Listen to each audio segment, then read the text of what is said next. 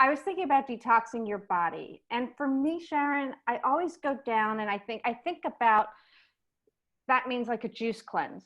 That I used to think starving myself and just drinking disgusting green juices, because really some of them were pretty vile.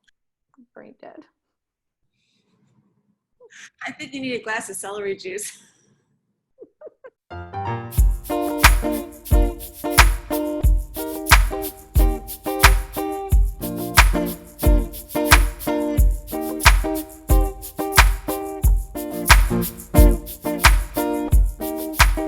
Hi, I'm Sharon Holand-Gelfand, functional, holistic, and lifestyle nutritionist, supporting busy, health-minded women get to the root of and understand the power of their health so they have more energy and less stress. I am joined here with my co-host, Robin Joy Meyers. I am Robin Joy Meyers, a former molecular geneticist turned F.E.A.R strategist.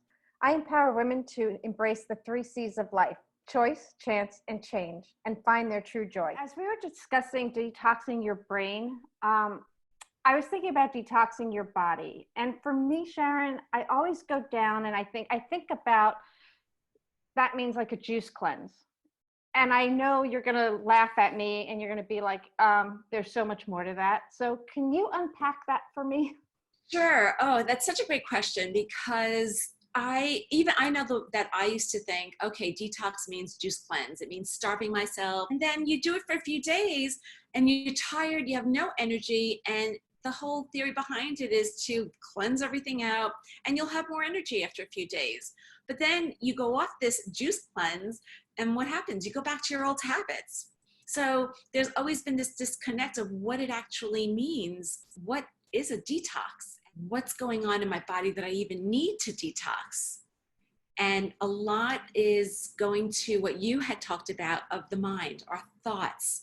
And I'm still blown away when you had shared the information about how it's in our DNA from our mothers in utero.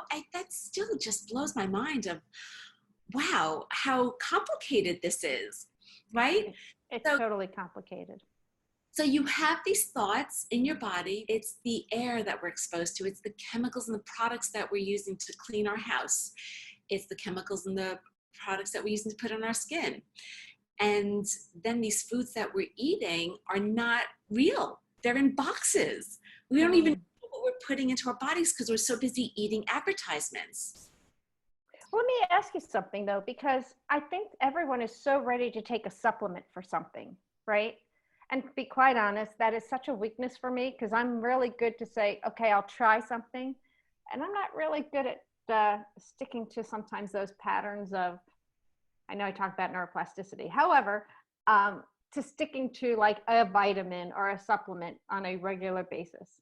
Yeah. So if we eat the right foods, do we necessarily need supplements? So as we've kind of eaten and taken in all of these toxins in the environment, even antibiotics that we've been on from childhood, our bodies are trying to figure it all out. Like we've got trillions and trillions of these bacteria in our gut that's trying to make sense of everything. There's the good bacteria, there's the not so good ones, and it tries to find a balance. And with that, our liver is trying to detoxify what's coming through. The liver will produce bile, which helps to digest fats, but it also metabolizes all the fats and the proteins and the carbs that we're eating. So the body's trying to figure it all out. And sometimes when we do these detox cleanses, we're thinking, okay, I'm just going to run juices through that's going to help clear everything. And I'll take some supplements that's going to support. But really, it's taking a step back and connecting, because we even talked about, when you were talking about the mind of that connection, we're so disconnected. So it's part of, okay, I need to connect to my body and what am I feeling? What is my body telling me? Because it's talking to me. And if I can understand what that is, then I'll know how to detox properly, how to remove these toxins properly through food choices first. For me, it's always the power of food first to support all of that before turning to supplements, because honestly, at the end of the day, most of the time we waste money on vitamins and supplements and we pee them out. I feel so much better, so I don't have to worry about my bad habit of supplements. That's great. So during this time when we're all, in this global pandemic and we're home more, how do you either shop for the right stuff or prevent yourself from just going to the fridge and kind of binge eating when you don't really want to eat, but you've been at your desk or you're on the phone and it's kind of like that hour of the day where you just want to snack, like you got to eat something or do something with those hands. Yeah, we're so much closer to the refrigerator than we were before because everybody is still mostly working from home. And when we get distracted and we go to the refrigerator, it becomes so mindless, that habit. And many times when we do go to the fridge, we're not even hungry, right? We just, again, we do it because we're bored. We do it because we're stressed. We're anxious. We're maybe feeling sad. We eat as a response to our emotions. So the first thing I always say to someone is, just first start to connect to, wait, before I do that, become aware. Remember, we even talked about being unconscious. Right. And the importance of, let me first become conscious of the habit and this pattern of what am I doing? How often am I doing it? And then what's the emotion I'm attaching to it? Because if I can then become aware of it, then maybe I'll make a better choice, or I'll have a glass of water or find something else to distract myself, right? It's one way of doing it. And then of course it's what's in my fridge. How do I bring more nutritious foods in? And that's always shopping the perimeter of the supermarket, always the fresh vegetables, the fresh fruits, fresh produce, because that's where you're going to get your nutrients to support your body's ability to detox properly. So that could be like cilantro that you're adding in, and parsley and fennel. Actually, when people say, oh, eat a lot of dark green leafy vegetables, there's a reason for that, because that's where all the deep nutrients are, as well as colors of the rainbow for beets or peppers or tomatoes and radishes. It's being willing to say, let me choose one new food. Let me try something new to add in to my daily repertoire of foods that can help heal my body. Got it. You'll appreciate this. Here's a side note I have to share with you because I didn't share yet. So I went to a new farmer's market on Saturday and I spent a ridiculous amount of money on tomatoes. Like, I think it was a ridiculous amount of money on tomatoes. However, they were incredibly good. I made a great gazpacho soup. And when you mentioned parsley, I was like, that's what was missing from this recipe. I kind of just threw it together. But boy, it was so worth it. So good. It was so easy. I threw them and I roasted them for a little bit and then pureed them. And, it's amazing what a Ninja blender can do for you. Absolutely. But it's always about, where can I start to add in? Let me start bringing things in, as opposed to freaking out that I have to get rid of things, because that's where we short circuit and think, oh, this is not sustainable, which is why everybody then goes off the bandwagon. Right. I can't live like this. So if we start by incorporating some of these healthier foods that artichokes, asparagus. I love artichokes. These are such great foods. Broccoli sprouts, amazing for detoxification, right? So it's looking at how we reframe detox. That's really interesting.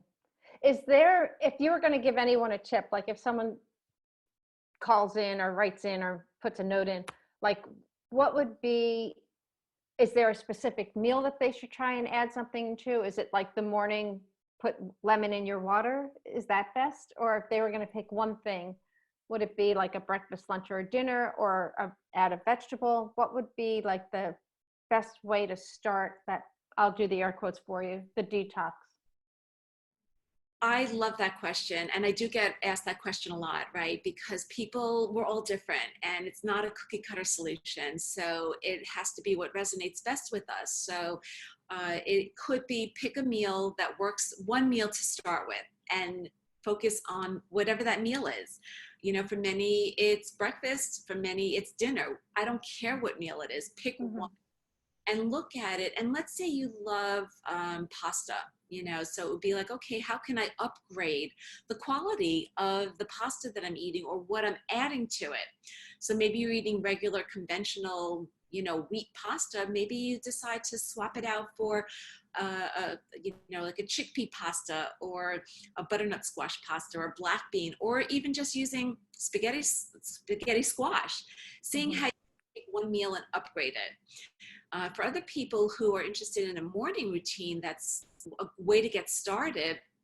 Definitely having a glass of lemon juice and, giving yourself a good 16 ounces of that, room temperature water, give yourself 15 minutes to just kind of let it go through your system, or a glass of celery juice. Even that alone, every day, just getting a juicer and taking a bunch of celery. And through that alone will start to help your liver, to your body, your whole digestive system wake up and start to do the work. And it's picking one or two things at a time, giving it a week, right? Give it a week, add something else, and just keep building on that. You don't just build a house without pouring the good foundation. See, I love that. It's kind of like with the mind, right? I mean, I think that's why we have such good synergy, because it's pouring the foundation and not worrying about the whole foundation to be poured. It's pouring it, making sure it settles, and then moving on to add another step. So build slowly so the pattern happens, and then increase it. Yeah. And like the mind, it's so important to realize what these patterns are, because you can't change habits until you become aware of it. How come they don't have better nutrition in schools? Can you answer that question? I mean, I just think about, like, why, even in New York City, like, they do biofarming and there's so much waste. Like, why are they serving 3 cheese sticks as a lunch?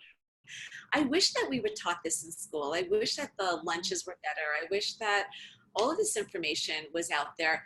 However, that being said, I really feel that now is that opportunity where we are starting to become more aware. I think parents are really starting to wake up and realize there's something not right here that we've got to do something about. I agree. I do agree.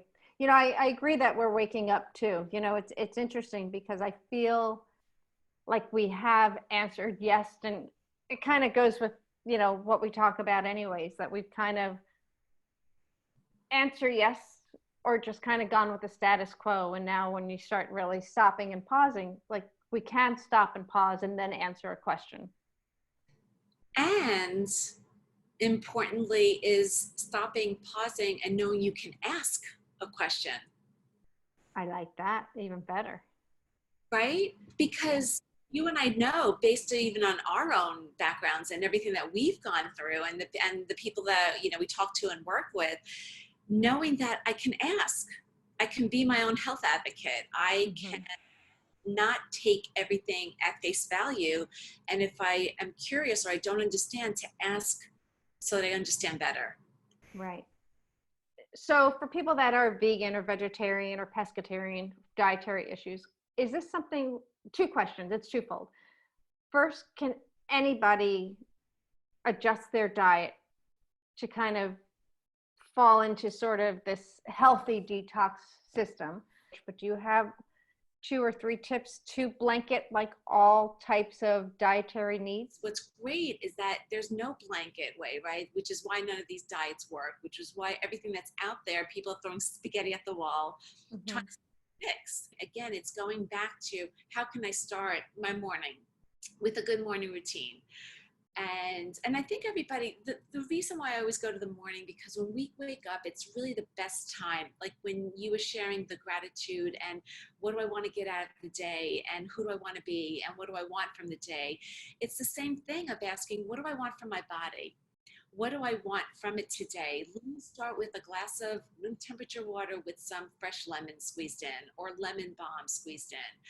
Or let me have a celery juice. Let me give my body something healthy that's going to get the pipes going, support my liver.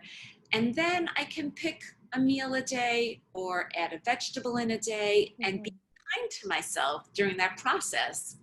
Have that self-compassion, because it's going to take time. things didn't happen overnight. So the healing is going to take time. So to be kind and reframe that we're not looking at it as a diet or a detox, or we're depriving. Instead, we're nourishing, we're indulging, we're giving our bodies the fuel that it needs to properly function during the day. And if we do it slowly, then we won't feel guilty if something seems to go a little off track, because it's never going to be a straight path. It's always going to be a little zigzag. I love what you just said about nourishing and indulging, because I think when you use those words, you don't feel any kind of scarcity. And I think it takes away from that. Because I think when people hear the word diet and they think they have to diet, you're taking away. And I don't believe in diets. In fact, I have a friend who was, I don't know why they even asked me this question, but they asked me what I weighed. And then they were like, don't you weigh yourself every day? And I was like, I don't even have a scale. Probably because I don't like scales. But no, if my clothes fit okay and I eat well and I exercise and I'm happy with the way I look, that's just all I need, right? But they're like, we weigh ourselves every day. I was like, well, you have a problem because you shouldn't. Anyways, that's a whole other issue in another show. But I love that you said that you're indulging, because there's food you can make that's really good, like really good and healthy. And it can fix a sweet tooth, and it can give you that little bit, you know. One other side note, I have to tell you, I made these little protein thingamajiggies with my daughter Kira, and it was like oats that you grind up, like, so it's a flour, crunchy, chunky peanut butter, and then dark chocolate or something like that. Anyways, it tastes like a Reese's cup. It's in the freezer. Literally, I think it took 5 minutes to make. Yeah. And they're filling. So like a little bite is all you need. But it was just by playing. So indulge and go play in the kitchen for a little bit. When you said peanut butter, I was thinking it has to be at least organic peanut butter. It was organic. To your point of, there are so many ways to find these little nuances of enjoying and getting that sweet tooth craving fixed, because when we don't and we keep depriving and keep eating and say no, no, no all the time, it backfires. Right. And it was no salt and no sugar added, by the way. Just want to tell you that. Nice. I want that recipe. Okay. I can give it to you. Yeah, it's definitely something when we can reframe how our point of view and how we look at things. That's why it's so important, you know, this conversation that we have ongoing about the mind and the body, because it's always being able to shift that point of view and asking yourself, is it true? Well, I love that. And I love having lunch with you. This is awesome. Thanks, Sharon. This was such an eye-opening conversation, and I so appreciate it. And I think it's so important for our audience to know all about this. Next week, we're going to put together the why it's so important to detox the mind and the body.